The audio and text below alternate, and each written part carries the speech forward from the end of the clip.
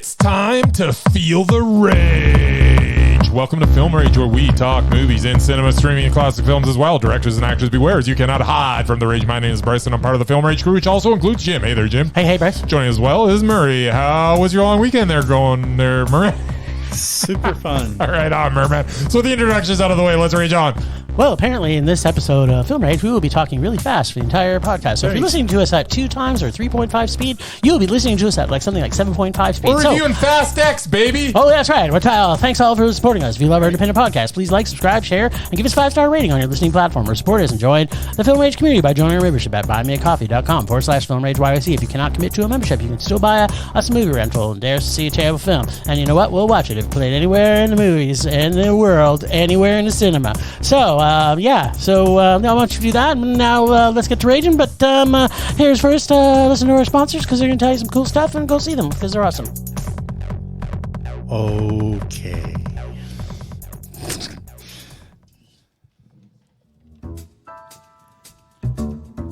Hey, Bryce, what are you doing tonight? I'm going to my favorite cinema, Canyon Meadows Cinema, to see the best second-run movies at the best price. What? How inexpensive are they? Regular price is $5. Regular price is $5. Makes me hope they also serve pizza. They do, plus a lot of other great food choices. Plus, I'm planning my office Christmas party there. They can host a plethora of options for any get-together. Gaming, movie, drag show. Drag show? Now I know where I'm planning my next party. Hey, maybe you think there's a Liam Neeson or a superhero movie planned? I hope not. But maybe there'll be a great independent documentary. Sure. Call CMC at 403-670-5444 to book a special event or go online at canyonmeadowscinema.ca.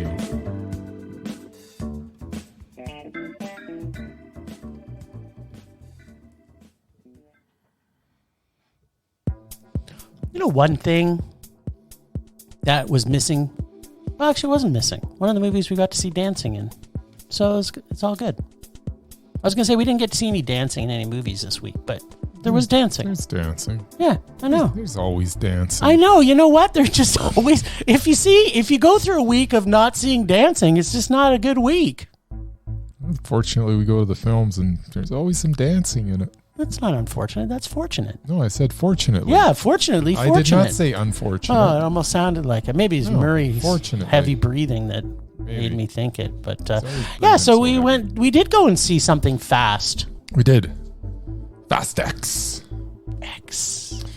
Fast X continues the legacy of the franchise that will not die. It opens with a family picnic where we get Dom preaching the importance of family and how family has to stick together and how you can always count on family.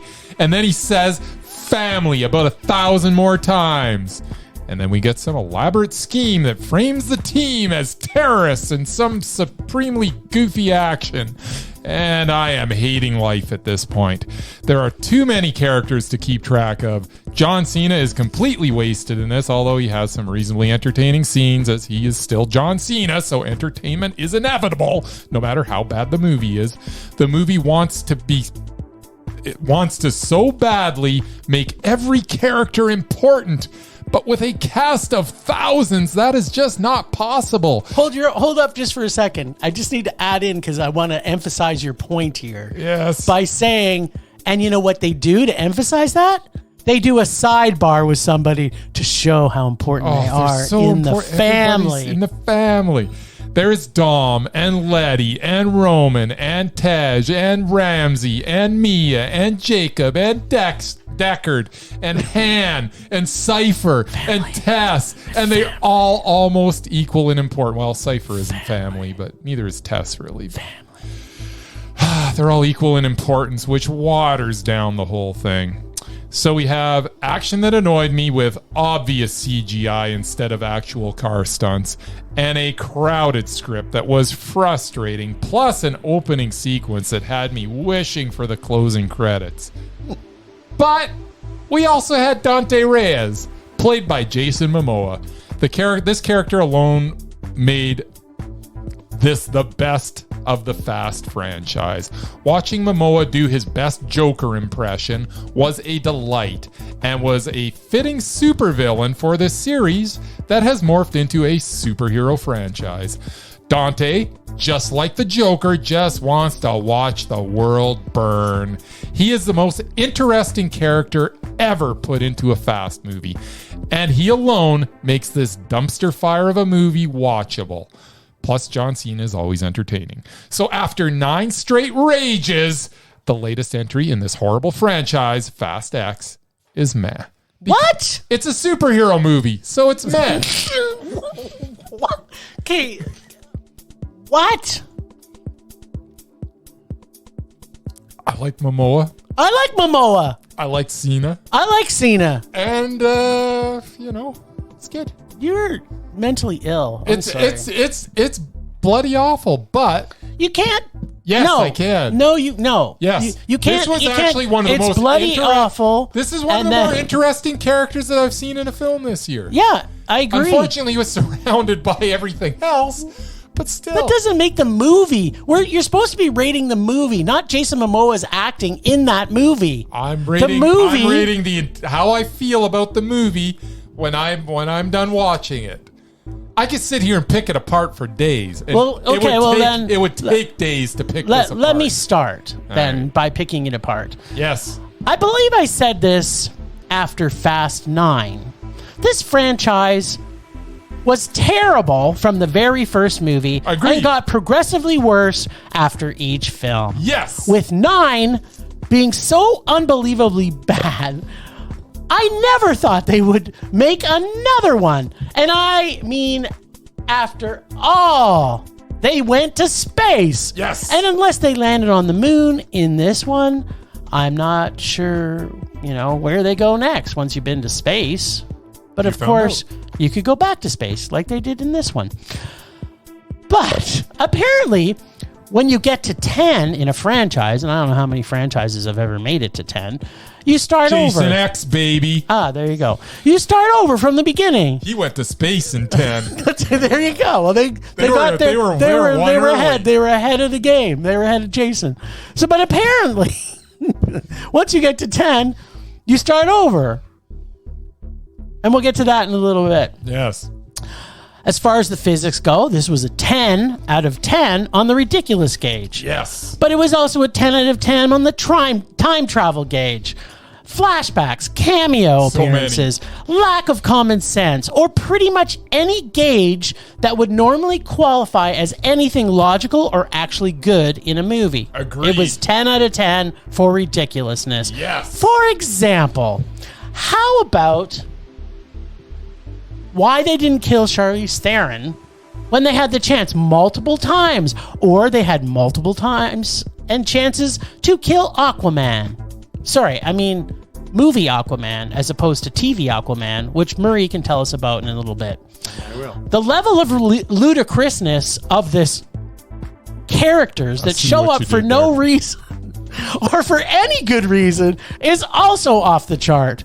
And speaking of ludicrous, he, as always, was awesome. But as I mentioned at the beginning of this journey I'm taking you now on, it did start over because this was by far the absolute best film in this franchise. Yes. And the main reasons for that are as follows, which you've already mentioned a couple.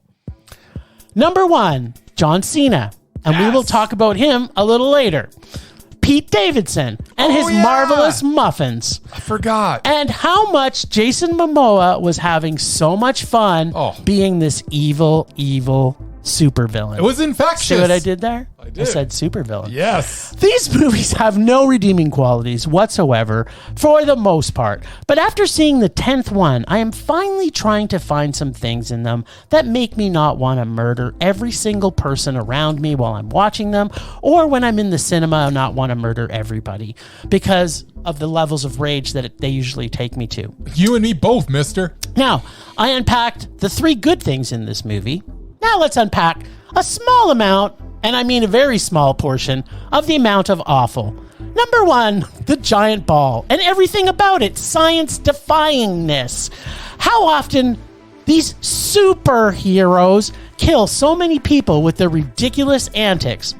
Why did Vin Diesel go to an underground raceway when he was on his way to meet his brother? Why was Rita Moreno in this? Now, Why she? She's an e-god. It makes no sense. Now that we have Fast and Furious crew are superheroes, will they have every superhero that's ever been in a superhero movie in their next movie? Maybe, because they almost did it in this one. Why, when they knew they were being trapped in Rome, would they not make a little bit of extra effort to hide their kid, especially after Charlize Theron's found their place so easily? Why are they so stupid in these movies? Every single time. Or why they get stupider. It doesn't matter. The point is, they know they're being trapped, so they know that people are following them. And yet they're like, oh yeah, we'll just leave our kid, whatever. Like, who cares? Because John Cena was coming to protect them. They did not at that point. You're like jumped ahead like probably 20. I don't know. This movie was 8 hours long. He showed up while they were trying to take him. Yeah, I know. Or how about the little kid's superhero skill of flying? That was awesome. I am just guessing here, but I'm sure that's how he will save him and his dad in the next movie. And how responsible is it for parents to allow their kids to drive at 7 years old and destroy public property by tearing up parking lots with donuts when perfectly good city employees spent hours of city dollars painting lines in parking lots only to have the use of municipal funds to have to repave and repaint them? If you ask me, they are the true villains in this movie. Momo was actually just one of the guys just trying to avenge his poor dad's legacy against truly evil doers, training their kids to be vandals. So yeah, this movie's awful. It's a rage. I love 3 things in it, which took maybe 10 minutes of the movie. Not the entire movie, just about 10 minutes of a 3-hour movie. So if you divide that, it's probably the highest level of rage because there was 3 things in it that I actually enjoyed. I'm not going to say something like, "Oh, Jason Momoa was so fantastic, so this movie didn't make the entire movie itself, which was awful. So yeah, it's okay." No, this is a rage. No, Jason Momoa not only was fantastic, but his character was. This was the first time they actually wrote a character, and it wasn't just they did good. Yeah, for a character, one character. Meh. There's the whole rest of the movie. Don't get me wrong. I hated every single time Vin Diesel was on screen and how they had to always stop and have him posing with his sad, pouty face every 5 minutes when anything happened.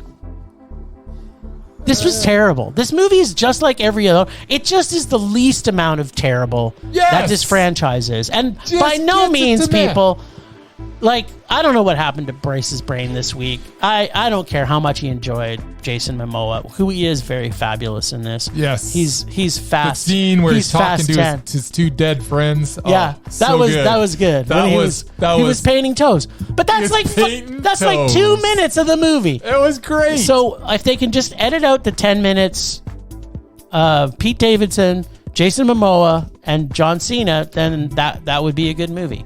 That was such a good T-shirt that John Cena wore. Yeah, Murray. That's right. Murray fell in love with that. I had gas. That's awesome. I want one of those. That's what Murray's getting for Christmas this year. There you go. All right, Murray, what'd you think of this shithole of a Fast and Furious franchise crap fest? Well, I have a slightly different take on it, though. What? Probably get to the same place as you guys. Well, it's gonna be one of us. I can't see you giving this a mondo. I apart from the last movie, I made a point of staying away from Fast and Furious movies. You're so lucky. This is coming from someone who likes fast cars. I grew up with Smokey and the Bandit, Dukes of Hazzard. If there was a fast car, Knight Rider. If there was a fast car, I loved it. But this franchise, I'm like, yeah, it just ruined everything I loved about fast cars. I like Fast Car by Tracy Chapman. Yeah, me too. That's an excellent song. I believe I'm speaking here. It's true, yes. Now, first off, yes. Unlike you two, unlike us, yes. I happen to love Charlize Theron. Okay. I did not see the one she was in. Don't care. I know she was a bad. She's been in a few of them. Well, anyway, I know she's supposed to be the bad guy. Whatever. I liked that she didn't unlike John Cena, who was a bad guy in one of them, and now all of a sudden he's part of the family. Well, she's part of the family now, too. He actually is blood. Yeah, but he hated Dominic more than anybody. No, they just had at the end of the movie, they're all sibling friends rivalry. again. Sibling rivalry. Anyway, but she stayed true to her bad self, which I liked. And I have to say, one of the things I loved about it was the chick fight. I loved to watch her kick ass. I guess no punching dicks this time, but some of them did.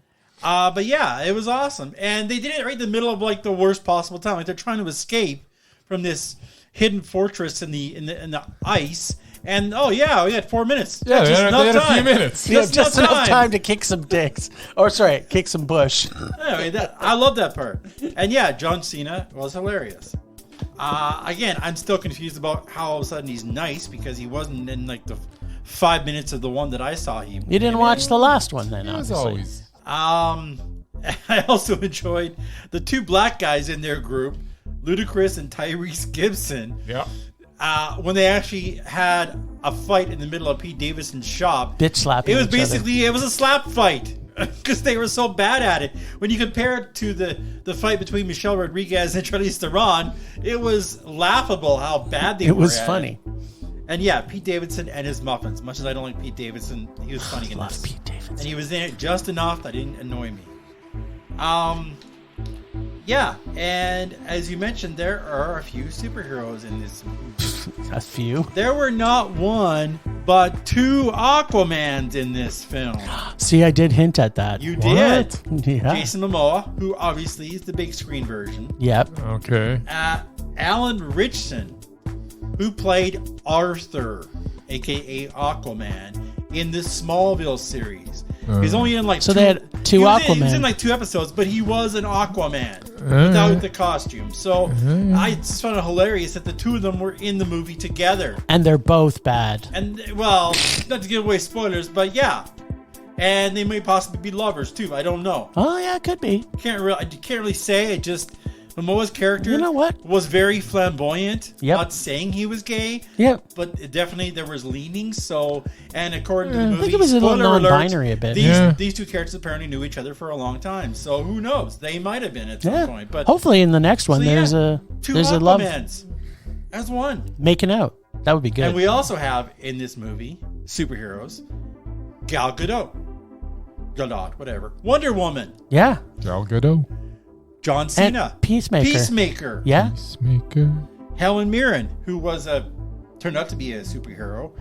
Yeah. Hespera. That's right. Shazam. Yeah, see, that's what I said. Every single superhero is going to be in the next one. And those of us, and you forgot Mrs. I'm not Marvel. done. Oh. And those of us who stayed for the end credit scene, Jim, there was Dwayne The Rock. Black who, Adam. Of course, is Black Adam.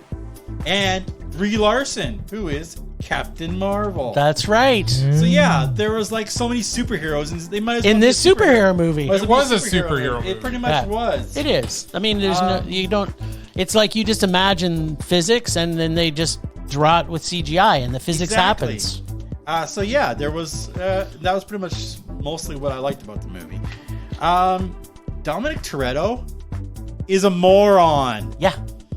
The whole movie, I basically watched him walk into every single trap. Mm-hmm. Like either, Momoa's character is like some kind of super genius, or Toretto's just an idiot. Super villain. He doesn't have to because he's always got his family backing him. Yeah, but he didn't because he basically... They always showed up. Trying to kill them. Family always showed up, though. But no, like everywhere he went, trying to track down Momoa's character, he kept falling into his traps. Like, oh my God, you're such an idiot. He is an idiot. Just brought his family closer together.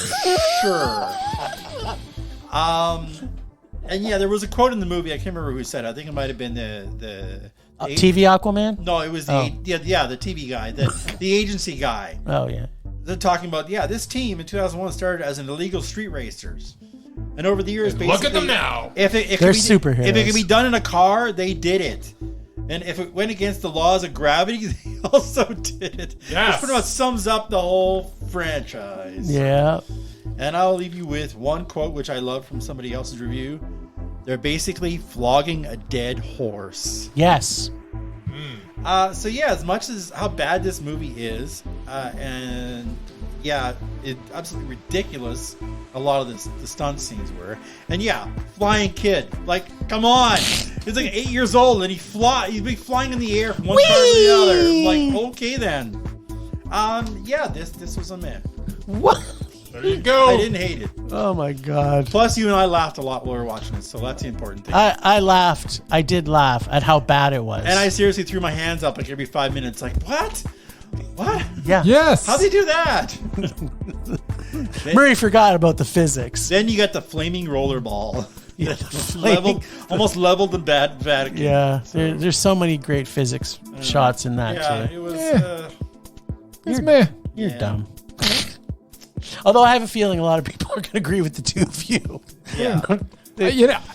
I think what's happened is after 9 of these, the Fast franchise has finally broken me, and I go in expecting so little. Yeah. And they actually gave me something this time. You know what? They did give us something, but it wasn't enough to make it meh for me. Yeah, it was because I really enjoyed like portions of this movie. I enjoyed about 12 minutes, maybe max 12 minutes. Enough to make it meh for Yeah, me. see, I would say I level of- enjoyed more than 12 minutes. I enjoyed about 20, 25 minutes of it. I like to enjoy a whole and the movie. good I'm news- approaching an hour. The good news is nearly every character was in peril at the end of the movie, so there's going to be 2 more of these. Yeah. Okay. Can you explain one thing? Yes. I guess it's just for the next movie. But what the bleepity blank was Jason Statham even in there for? They went to his place. They had a little shootout. They left his place. Nothing. Nothing was left. connected. So you know what I think? Left. You know what I actually think There's it nothing is? connected to anything. Because you know what? They started that Hobbs and Shaw franchise. I know they So did. they've probably set that up for the Hobbs and Shaw. Well, that's what I'm franchise. saying. The only point, obviously, I get, like that should have been an end credit thing, though. Like they put him in the movie. Yeah. And it made no sense. Yes, because but I bet you maybe easy to show up and save why the did Rock's they go to ass? his place? Like I'm still trying to figure out.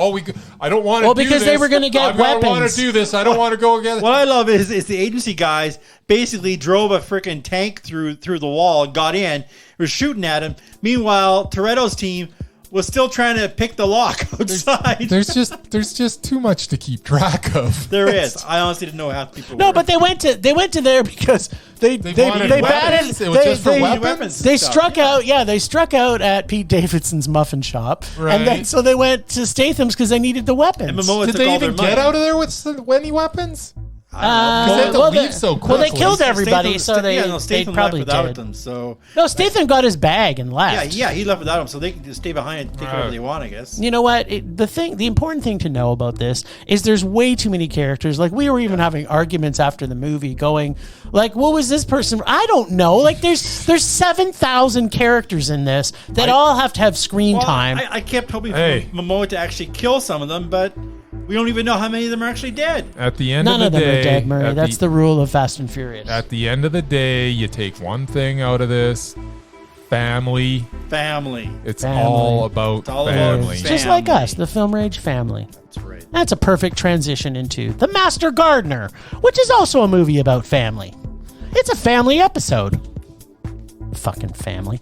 All right, so Master Gardener.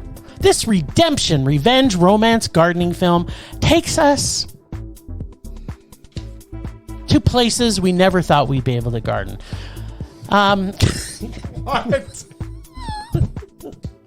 And I this can film- garden anywhere, Jim. but not like this. And it also takes its time to develop the story and characters so that we can grow to love them, or in Sigourney's character's case, not grow to love her.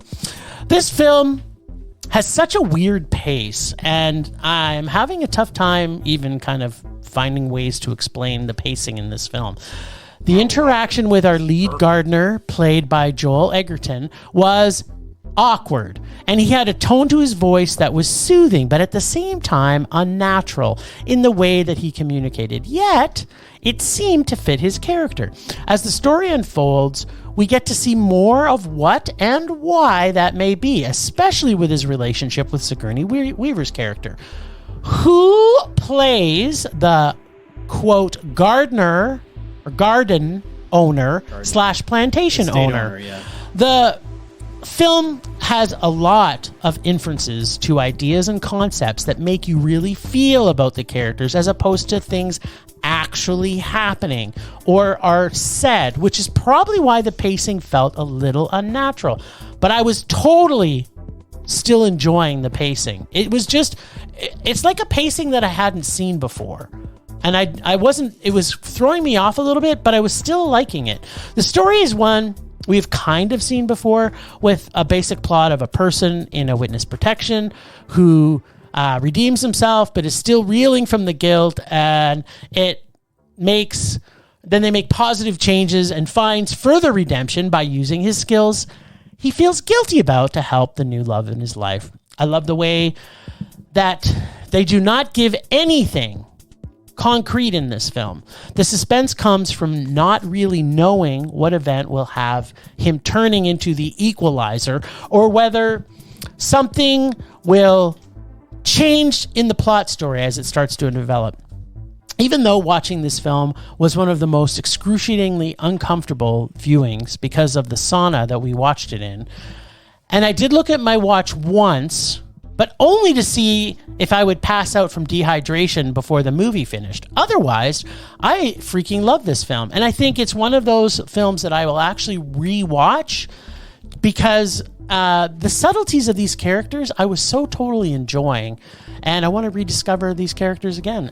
I really love this film. I thought the pacing was weird, but I really liked it. It was Mondo for me. All right. Yeah. The master gardener of constant sorrow. Yes. Much is what it was. Man, he was moody. The first hour was all about gardening. Yes. And it very nearly put me to sleep. What? Every time he opened his mouth, because he started talking about flowers. I know. And his soothing monotone voice. It was Yes. so interesting. So soothing. It also didn't help, as Jim mentioned, that we were wilting faster than a hothouse flower in there. So it was very uncomfortable. Plus, the seats are not that comfortable to begin with, the theater that we go to. I've long said the most uncomfortable seats I've ever been to. Yeah. I like them. Yeah, it was... pacing was very slow. Was it? Yeah, it was. And there was not nearly enough conflict for an almost 2-hour movie. Really? There was some nice chemistry between Joel Edgerton and Quintessa Swindell. Yeah, there Yes. was.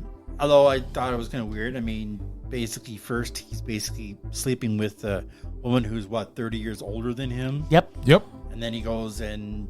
But there are reasons for these things. Then he starts doing stuff with a girl who's 15 years younger than him. Yeah, probably 15. Eventually. Yeah. So yeah, it was kind of a weird transition. Sigourney Weaver's character as the Lord-S of the Manor, or whatever you want to call it, she was, I think she was definitely racist, and she was unapologetic, and I think she pretty much hated her black niece, which is why she didn't even want to be around her. Like, she gave her a job as an apprentice to do gardening just to basically get her out of her hair. So yeah, I mean, that was not pleasant to watch. I also didn't like the end conflict. I mean, these drug dealers that basically had roughed her up, the younger one. And yeah, like this is a guy who, he has to kill people as a white supremacist. And yeah, these were like the lamest drug dealers ever. They weren't worthy to even be in the film. Like, they needed somebody decent for him to go up against, because I mean, it was over way too soon. But again, I was looking for a little more action. Definitely needed a car chase or two. That's for damn sure. And yeah, I'll leave you with another quote that I saw online. What if Taxi Driver sucked and was boring? Which pretty much sums up what I thought about this movie. It wasn't a rage, but it was low man. I didn't like it. It was written by the same guy who wrote Taxi Driver. That's why the quote. I quoted. That's why he brought it out. But yeah, no, I didn't enjoy it. Plus, yeah, I was hot as hell, and yeah. That we've talked about that, how your atmosphere in the film can affect your viewing experience. Yeah. All right, Bracey, what'd you think of Master Constant Gardner. Constant mastering the gardening. Yeah, Sorrow. Master Gardner is a well-acted, informative, uneven but brilliantly paced bit of cinema. Directed by Paul Schrader, who stunned me recently with the almost perfect card counter, and the same can be said for First Reformed, also brilliant, continues here with another tale of people who are seeking redemption in their lives. His films play out in a methodical way that lets you inside their lives while sprinkling breadcrumbs of how they became the person they are now. Schrader is a master of creating memorable characters, and in Narvel Roth, he has succeeded in that again. Joel Edgerton digs deep, and from the depths of his soul, he has pulled out the performance that is Narvel. A quiet, unassuming Gardner with a terrifying past. Quintessa Swindell as Maya is good as well, as her scenes with Narvel are wrought with tension and love and anger. She runs the gambit of emotions in this. I was, however, a little confused with one thing that could affect my overall rating. This is where I need your help, Jim. All right, let's have it. I need some breadcrumbs here. All right, I'm going to give it to you. Why would RJ and Sissy know about, and it doesn't matter who these people are, go see this film. Drug dealer. Then you'll know. Just stop. Why would RJ, I'm trying not to have too many spoilers, and you're sitting here spoiling everything. Trying to spoil it. Why would RJ and Sissy know about Narvel's past without giving too much away? Why would they know to paint swastikas on his place when they vandalized it? Because that bothered me. Because I have a feeling that one of two things. Okay. Right? So they did, again, this is one of the great things I liked about this film, was that they didn't tell you a lot, but they inferred things. Like when I didn't see the inference in this case. Okay, so in this case, he goes to meet with his handler because he is in police protection, or what's it called, Mer? Witness protection. He's in witness protection. So there's a scene near the end where his regular handler is not the person he meets up with. Right. And at the same time that he's meeting up with him, he's also, you're seeing a scene of them vandalizing the garden. So the inference there was that the guy who's meeting him is also part of that whole scene, and that he's actually potentially part of the swastika group, the white privilege. So it's like he told them about certain things, but also because of where it took place, those guys could have also been in swastika. So the part, I know what you're saying about that they did that and how would they know about it. So to me, it could have happened from one of two things. The guy he met at the diner, who was his new handler, informed them of that, and they went there because as that meeting was happening, they were meeting at the other place. So that's what I inferred from that meeting, because to me the whole time I'm watching it, I'm going like, oh my fuck, it's the guy. Actually, it wasn't them doing that. It was him going and killing his handler, and the movie was going to go in a completely different direction. So to me, it was very suspenseful, and I get it. And it could just be their way of vandalizing because they, So to me, it might have been a coincidence. No. I don't think it was a coincidence. In my opinion, my belief is that the guy he met in the diner was there to get him. I got it. And he sent those guys because he connected with them. So, all right.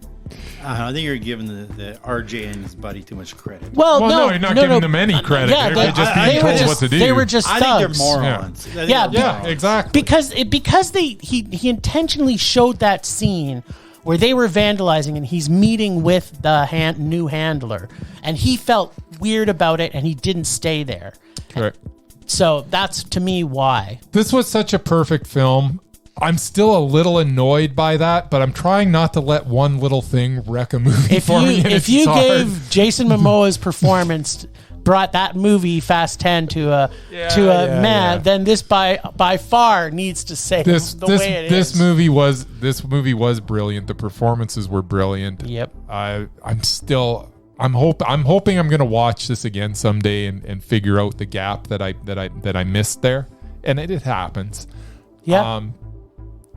But yeah, overall, the impression I'm left with is that this was a brilliant, brilliant movie. This was Mondo. Yeah, good. I'm glad that you could squeeze that out of your little pituitary. Yes. Because to me, this was, like what I actually liked about it, Murray, you said you were hoping to have an equalizer moment. no. And at no point was I ever wanting an equalizer moment. I kind of was. Yeah. Because when I saw the trailer, I assumed he was. Yeah, I mean, he was a badass. He is. He is. Was trying to. And you saw that sprinkled throughout the film. And then somebody pushed him too far, and he eventually. But he's not that guy anymore. Yeah, Mur. and that's why that's the point. That's why he didn't kill them. Also, like he said, if you want to kill them, here you go. Here's my gun.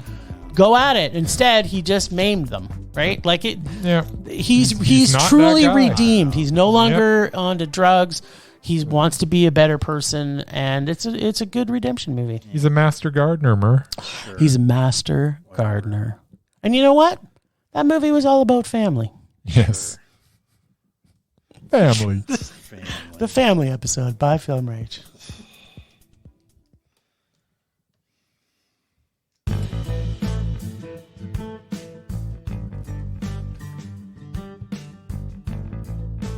Bryce. Jim. Yes. I love to love you, baby. Ooh. Okay. Did you watch the Donna Summer documentary? Get into that. Oh! Did I just pick that out of nowhere? Well, no, I did that intentionally. Yeah. On Saturday night, I was in the mood for love. Simply because I'm near you? And it was not all right for fighting, as Elton John is fond of saying.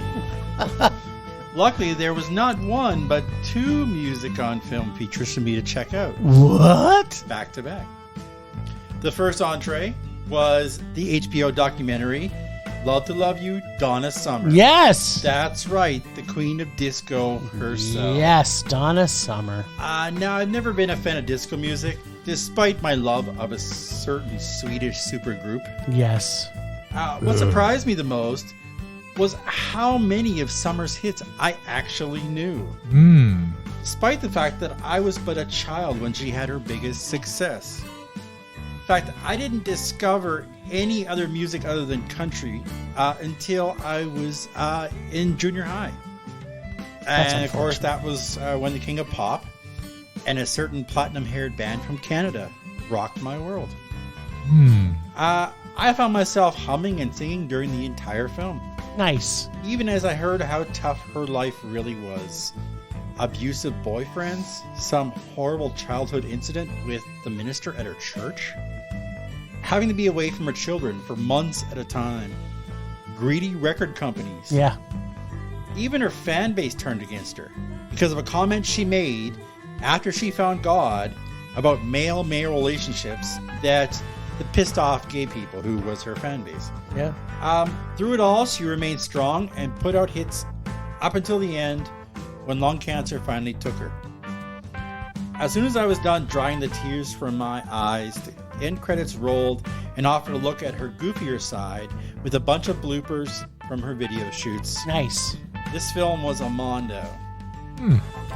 It's on Crave for those of you in Canada and want to check it out.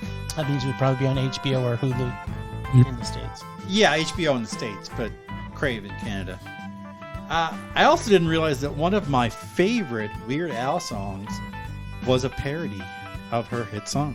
What? That song was Jurassic Park, his best album ever. Ready? Yeah, I'm ready. Jurassic Park is frightening in the dark. The dinosaurs are running wild. Someone shot the fence off in the rain. I admit it's kind of eerie, but this proves my chaos theory. I don't think I'll be coming back again. Sing it, brother. No. You know what? This is Film Rage history here. The first time we've ever had the Mur sing on the podcast. I cannot help it. I love it, brother. I love that song. I didn't know that was her original song. There you go. Second film, which I'll talk briefly about, is one that you both decided you didn't want to see. Oh. Proving once again that even Bryce gets to be picky about films he wants to see in cinemas. What? That film is Whitney Houston, I Want to Dance. I would have gone to it willingly. Don't lump me into that. All I know is it wasn't on our list. It wasn't on our list. It wasn't on our list. Not because I nixed it. Jim. It's true, I'm evil. Yes, this was not a documentary. Nope. And I'm sure at least half of it was fabricated. Yes. For me, Whitney was the Donna Summer of my generation. There you go. As a shy teenager in the 80s, there were many of her songs at the school dances that I worked up the courage to ask a pretty girl to dance to. Did you do some finger banging? Junior high, no. That's where I learned to finger bang. Since most of the hockey That's jocks... finger bang central. Not for me. Since most of the hockey jocks that ran my school were too cool to dance, the girls usually said yes. Nice. So thanks for that, Whitney Houston. I actually thought that British actress Naomi Ackie did a fantastic job in channeling Whitney, considering she had to wear dentures to cover up a gap in her teeth and speak with a British American accent. True, she didn't do much of the singing, but how are you going to do better than Whitney's actual voice? Nope. Not everybody is Jennifer Hudson, after all. Exactly. As musical films go, it was decent. I think I would have enjoyed seeing it in a movie theater. It was a spirit-lifting, Well, there you go. That's all I got. Yeah, I would have hated it. I So know you would've. I want to see the documentary instead. Might be coming. I'll probably watch it eventually. Ugh, I'll watch the Donna Summer one because it's a doc. It is. I watch everything. Sure you do. I do. Temperature rising. Vision blurring. Rage taking over.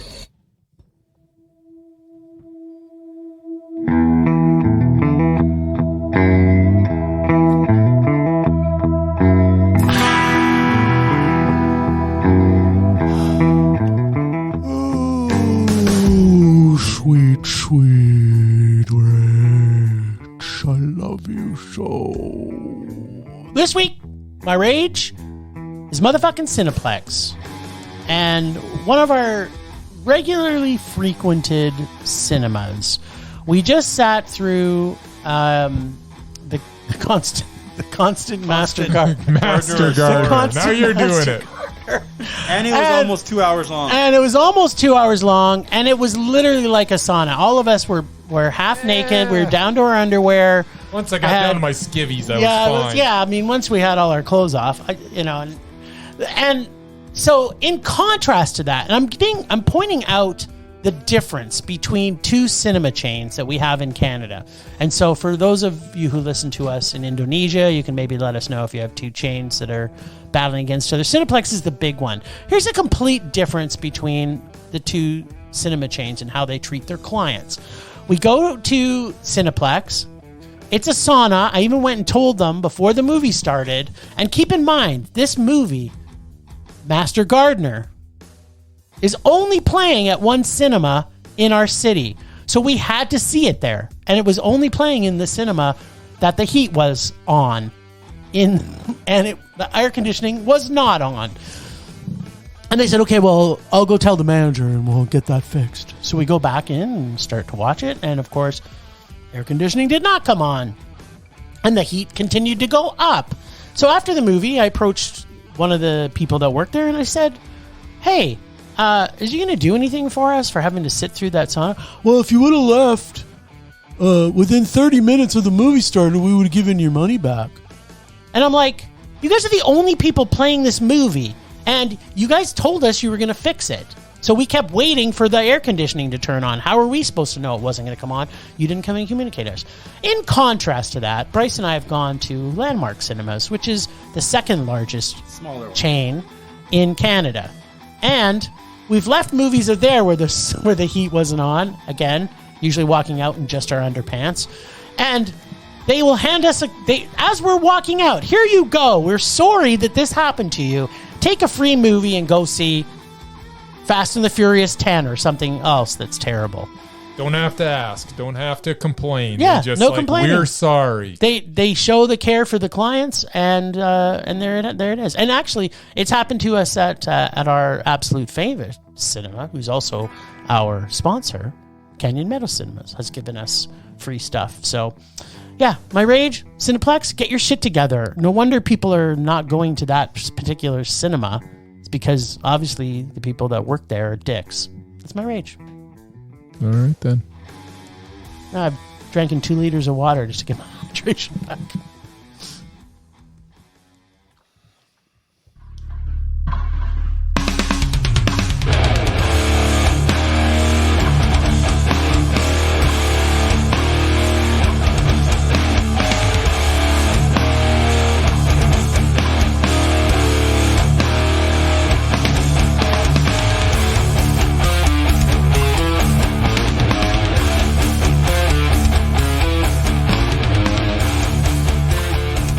rage this week is a repeat, I am sure, of past rages. Guy Ritchie's The Covenant never came out in theaters in my fair city, so I had to watch it on VOD. I want to watch films as they were intended to be seen in a movie theater. That is my rage. And if any movie ever deserved to be seen on a big screen, it is this film. Now, don't get me wrong. I got a pretty big screen that I watched it on. True. I had some pretty good sound as well. Yep. But it's not the same. I want to watch movies in a theater. So I'm hearing the most important thing of And what what you're is saying, with Guy Ritchie having 2 releases in the last 6 months, I think? Yeah, but And neither of them came out in cinema. What is going on? wasn't the last one Mondo? And then this the one before the last one was not good. The Operation, whatever the heck it was called. Underpants or whatever? I think so. Operation Underpants, starring Jason Statham, directed by Guy Ritchie. Oh, I like that one. Yeah, it was not good. The one before it, I think The Gentleman, was that the one before? Yeah. It was Mondo. We saw that in it was cinema. great. Yeah, I did too. Saw it in cinema. Then the last 2 Guy Ritchie movies, neither of them got to the theater. But And this this- last one was really, really good. So is Mondo, as you were saying. Yeah. Okay, good. I'll be watching it on VOD also then. Yeah. Thank you for letting me know it's now on. Gyllenhaal. Jakey. Jakey. Nice. Rage subsiding. Pulse slowing. Anger fading. That's the lists, baby. So, for those of you who have not heard our podcast before, this is our segment where we talk about actors and directors and ultimately where some of our rage comes from. We have 4 different categories. You can check out our website, filmrageyyc.com, and check out the lists page where we have the doubted, undoubted, mesmerizing, and repulsive. So we had created a very large list of mesmerizing, and we've been trying to get people up because ultimately the rule is that if you're mesmerizing all the time. In every single movie, doesn't matter how good the movie is, you will be mesmerizing. And we made a few rules surrounding this because it hasn't been fair for some of the people that we have removed in the past, that they have to be in the film at least 5 minutes to be able to have given themselves enough time to be able to prove that they're mesmerizing. And in last week, Mur has got us to watch the movie Sea of Love. Do you remember when we met? That's the day I knew you were my pet. I won't tell you, oh, how much I love you. So we had... You hear that song 56 times in Yeah, the movie. exactly. And it was one of the worst movies I've ever seen. It was probably the movie that made me start hating Al Pacino. But it didn't have the other guy that I mix up with Al Pacino in it, so that was good. Remember him? You mixed someone up with Andy Garcia. Andy Garcia. Remember when I can't... they mixed them both up because they both annoy me now? So but it had the mesmerizing Richard Jenkins versus the mesmerizing John Goodman. It did. Except... Oh. Richard Jenkins was not in it for 5 minutes. He was in Really? it for 4 minutes and 40 seconds. So good for him. He gets a pass.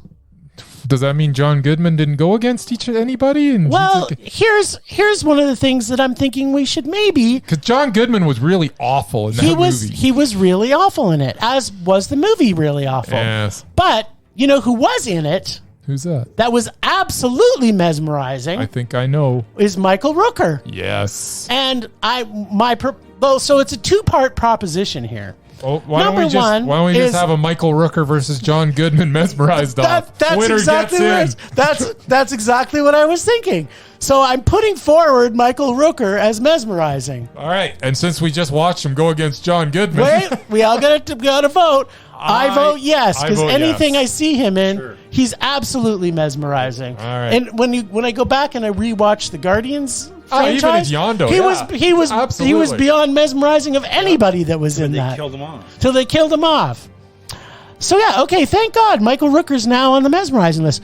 well, that's if he can beat out John Goodman And in Sea of Love. because we already know that John Goodman was terrible, Oh, yeah. unfortunately, John Goodman, you are no longer mesmerizing. Sorry, dude. Because Michael Rooker just totally kicked your ass. And we just gave Murray a whole new assignment to find out movies with Michael Rooker in it. Cut my list in half. Because John Goodman's in every movie. There was like a dozen movie. things that John Goodman was in. All right. But now you got Michael Rooker to look into. Yeah. Nice. And he was truly mesmerizing in this film. He's always so good. He's an good. underrated actor for many, many years. Yeah, and as I say, he still haunts me at night with his performance in Henry Portrait of a Serial Killer. Yeah, it's just like, if anyone hasn't seen that movie, man. he is just amazingly brilliant. yeah, that is a creepy movie. So we're back to where we started. We had the same amount of people on, but Richard Jenkins is safe to live another day. That makes me happy, actually. Kind of happy too, actually, because I don't think I've ever seen him be that, meh. I'll have to try harder then. Work harder. All right, so the other thing that Brycey Pants was supposed to be doing, you were supposed to be watching some movies. I got one more Kelly Reichardt movie in the can. In the can, yeah. So And what did you see? I think I'll have a couple more to go to make her truly. I saw Old Joy. Yes, and it wasn't just Old Joy, it was Fantastic Joy, that film, wasn't it? Yeah, it was really, really good. And there was a lot of walking, which was So much walking. You know what? I think that's a Kelly Reichardt signature. It is. It's like walking. I swear to God, she's making movies for me. Every time I watch it, I was like, Kelly, did you make this for me?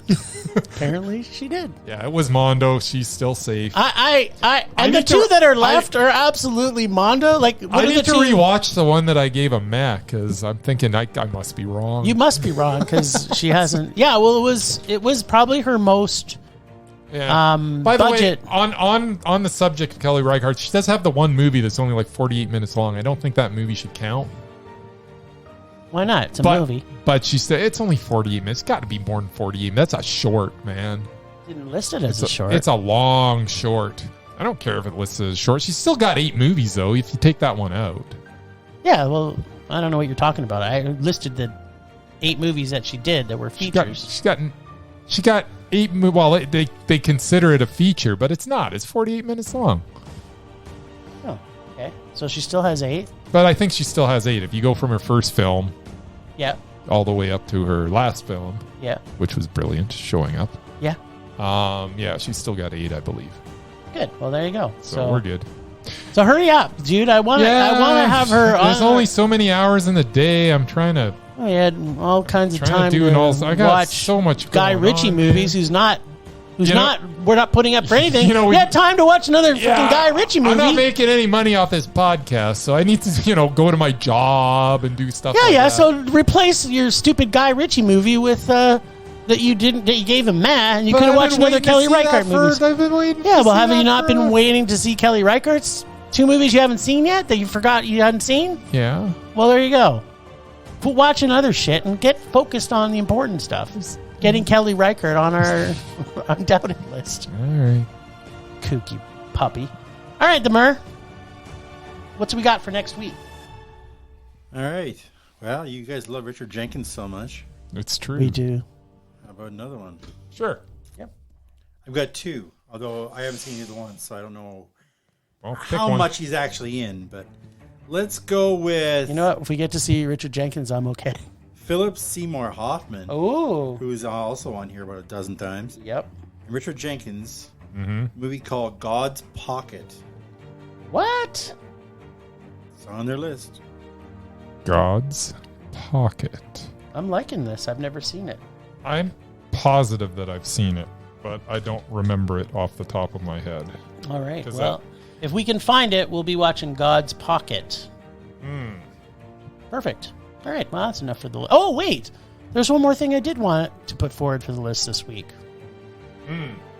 I want to make us add another person. I want to put John Cena forward as Mesmerizing.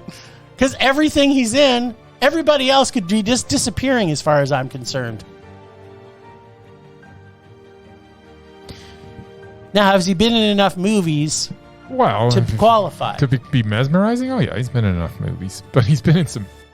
I mean, if for some reason somebody ends up in one of those, that movie where he's like a firefighter or something, I mean, then all of a sudden... Yeah. Oh, he probably was still more mesmerizing than. Absolutely. I think he was in that with John Leguizamo. You know who I'm hoping he's up against? I could be Is wrong. Dwayne The Rock. Because in all honesty, I'm going to make an argument that he's They will be at some point. I think they actually hate each other, but I'm just saying. What? Yeah. Money talks, man. Money talks. That's true. Dwayne The Rock was. I actually read an article in 2021. He said he's never going to be in another Fast and Furious movie. Oh, oh, really? Yeah. And now he is. There you go. Yep. All right. I'm sorry. What was the question? Can we please put John Cena on as Mesmerizing? Oh, good. Let's add more to the Mesmerized list. Yeah, I guess. Okay. Yeah, Murray, he is. what's your vote? I don't know. He's okay. He's just okay? That doesn't make him not mesmerizing. mesmerizing. I'm not crazy about his Peacemaker character, but I mean. But is he mesmerizing as Peacekeeper? Yeah, he's very funny. Like Peacekeeper. Peacemaker? Maker. I'm Peace trying, something. Peace, dude. Okay. What is he called? Do you want to list the last 8 Peace- movies he was in? No, we don't need to. We Peace- know we've seen them. What is it? Peacemaker? Keeper? You know, one of them was Doolittle, right? Yes, the movie was terrible, but he's mesmerizing in it. Peacekeeper. Fighting with My Family. Yes, Peacemaker. Bumblebee, a Transformers movie. Yes, he's also mesmerizing in that. Like, it doesn't matter what he's in, he's mesmerizing. Daddy's Home. And Yes! He was absolutely He was, mesmerizing yeah. in that. It's terrible, but he was mesmerizing. You can't keep your eyes off him. He's just too good to be true. Like, if you could just take the clips from him out of those can't take movies my and string them together, I'm watching those all day long. There's a lot of movies he was in I really don't like. But Yeah, so what? That's not the point. That's not the point. It is. No, it's No, not. that's for the Undoubted. He is mesmerizing. Him. Whenever he's on screen, nothing you to do love with what he's in. You love him, and you have to answer that. When you see him on screen, is he mesmerizing to you? I have to say no. There we go. Well, Gone. then he doesn't make it. That's all. That's how It was it works. that easy. It was Mur. that simple, Schmimple. Well, that was exciting, but he's still mesmerizing in my heart. And mine. All right, that's it for this week for the lists.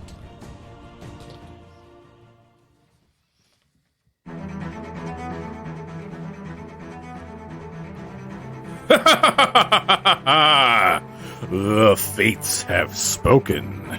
The sheer torture of High School Musical 3 and Love Again should have made Bryce aware that he is fated, that he will always be the one the universe chooses to torture. Call it fate, call it karma, or call it Satan himself. Whatever you choose, but it has chosen Bryce to have to see Book Club, the next chapter, in cinemas, with his own money! This week, Face Sponge Bryce and Jim, the regular Film Rage dude, get to choose to rage or dare or Casey. Something tells me B Baby Boy Bryce will choose our listeners' dare bag of meh, as he has had a rough time of it lately. Well deserved, mind you, but if Bryce gets his way, there's no way he is going to Casey this week. Right, Bryce? Okay, so, as they say in baseball, tie your goats up tight. No, that's not it. 3 strikes and you're out. Yes. So, let's find out if Bryce gets broken again this year after being picked on by fate.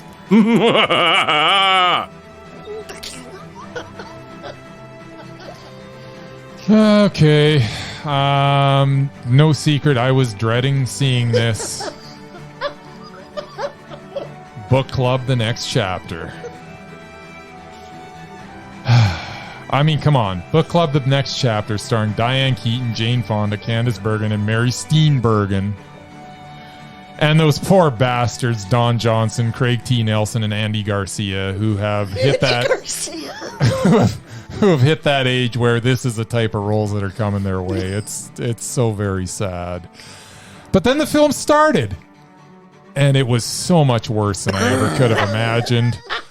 From the opening scene, watching them video chat during the height of the pandemic, which was only a few minutes but felt like the year or so that it represented, to the dumb plot twists and ridiculous situations that made no sense. I mean, there's no way these 4 ladies were going to end up in jail in Italy for feeling up some cop.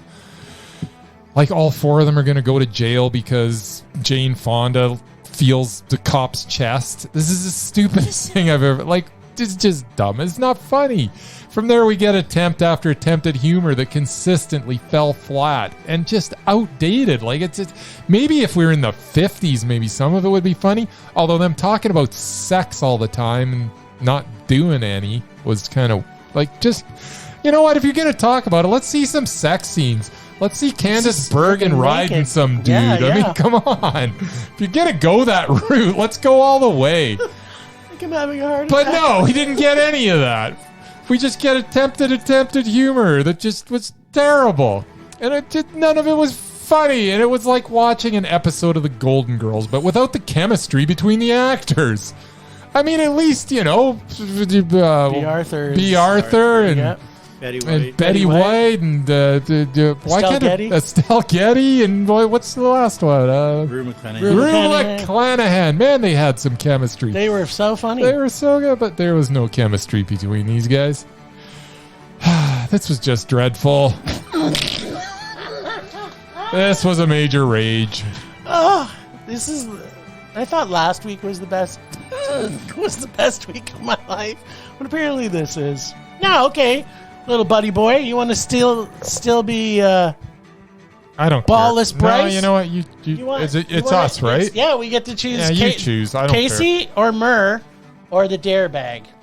You know what? No, screw you, Casey. I'm picking one of yours because I didn't mind the last one. So put that in your pipe and smoke it there, Okay, mister. well, we've got. Apparently, there's not much left. We might have to get Casey to find some more evil remakes. What do we got? All right, so next week, the Film Rage crew will be What are we watching? Lay it on me. I can take it. Book Club 1. I just sat through Book Club the next chapter, so this will be nothing for me. Who's the most repulsive actor that we absolutely despise? And we've seen him. And we've seen him recently. No, we don't. Him? Yeah, we just saw him actually in a Gerard movie this Butler? week. No, someone repulsive, Murray. Oh, I thought he was repulsive for No, you guys. no. Murray, do you just remember like little snippets of thing and assume that we feel something about That's right. someone? Just because he can't make a movie, He can't make a good movie, but that he's not repulsive. Yeah. He's the most mad guy out there, really. Yeah, exactly. Oh, Vin Diesel. That's Vin Diesel. We're seeing Really? Triple X. Oh, man. I thought seeing Triple X off whatever the next level or whatever it was called was going to be bad, but at least it had Ice Cube. we didn't have that on our own podcast. We had that on another podcast. Yes. All right. Triple Okay, X. well, it'll emphasize how much we really despise That's Vin not Diesel. a sequel. Yeah, I know. He just knew that it was Vin Diesel. He's probably just throwing us a curveball. he's just gonna put every Vin Diesel movie in his bag now. Oh, Why am I saying this? You know what? We're just giving our listeners bad ideas. If you do that, that is just lazy. That's all I have to say. You'll lose your title of God of Rage and just be like lazy. Emperor of Rage. Just lazy. Oh, it's gonna be fun. Thanks, Ragers, for listening. Thanks to the Extended Film Rage family, who you can find in our show notes. Thanks to Casey, the nerdy photographer, for the voice of Rage or Dare, who is also still, to this day, God of Rage. Find us on social media everywhere at Film Rage YYC. Check out everything Film Rage at filmrageyyc.com, including our merch site for Redbubble and TeePublic. We are always wanting to make this a raging blast for all listeners, so please comment, like, and subscribe, and send us emails to filmragecalgary@gmail.com. Dare to see terrible movies to fuel our rage, but no matter what you do, please, please, please, pretty please, please, please, don't make us a rage. That's as fast as a week. A rage on. Rage on.